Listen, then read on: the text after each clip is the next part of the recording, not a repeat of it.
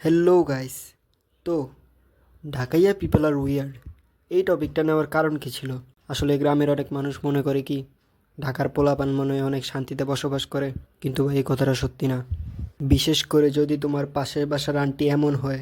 ঝগড়া দেখতে মন চাইতেছে, পাশের বাসায় গিয়ে একটু নাক গলাই। পরীক্ষার রেজাল্ট দিছে, পাশের বাসায় গিয়ে একটু নাক গলাই। ভাল লাগতেছে না, পাশের বাসায় গিয়ে একটু নাক গলাই। নাটক দেখা শেষ হয়ে গেছে, পাশের বাসায় গিয়ে একটু নাক গলাই। ঘুম থেকে উঠছি, পাশের বাসায় গিয়ে একটু নাক গলাই। ব্রো ট্রাস্ট মি, যদি তোমার পাশের বাসার আন্টি এমন হয় তাইলে ওয়েলকাম টু হেল ব্রো। তাহলে মনে করো তোমার এই পৃথিবীতে আর বাঁচার কোনো অধিকার নেই। ভালো একটা দিন দেখে মাটি করে শুয়ে পড়ো।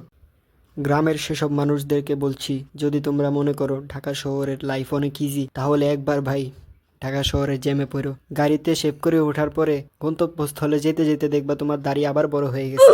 গাড়ি থেকে নামতে নামতে দেখবা তোমাকে বাবার মতো লাগছে।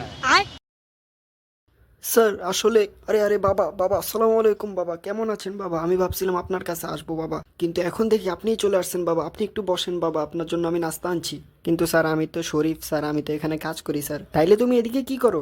এমনি আসলে এটে এখন আবার বৈশা বৈশা গল্প করতেছো? যাও কাজ করো। আর যদি তুমি মামা মোহাম্মদপুরে একবার কট খাও তাহলে বুঝবা ঢাকা শহর কি জিনিস। হ্যাঁ হ্যাঁ কই আসো? হ্যাঁ হ্যাঁ, আমি এই তো চলে আসছি, এই যে রেস্টুরেন্টের সামনে, আর মাত্র 2 মিনিট লাগবে। যা আছে বাইরে কর ভাই, এটা আমার লাইফের ফার্স্ট ডেট ভাই। ভাই এবার মতো মাফ করে দেন ভাই, আমি বাসায় গিয়ে আপনার বিকাশ নাম্বারে 20,000 টাকা পাঠিয়ে দেবো ভাই, আপনার বিকাশ নাম্বারটা দেন ভাই।